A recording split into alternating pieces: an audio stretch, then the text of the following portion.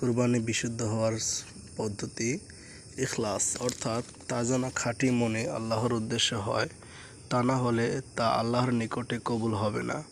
যেমন কাবিলের নিকট থেকে কোরবানি কবুল করা হয়নি এবং তার কারণস্বরূপ হাবিল বলেছিলেন, সূরা মায়দা ২৭ নম্বর আয়াতের অর্থ, আল্লাহ তো মুত্তাকি, পরহেজগার ও সংযমীদের কোরবানি কবুল করে থাকেন।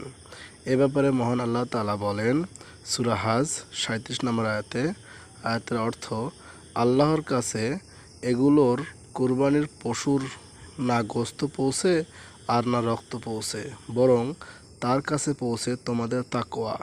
এভাবে তিনি এগুলোকে তোমাদের অধীন করে দিয়েছেন যাতে তোমরা আল্লাহর শ্রেষ্ঠত্ব ঘোষণা করতে পারো, এজন্য যে তিনি তোমাদেরকে সঠিক পথ দেখিয়েছেন।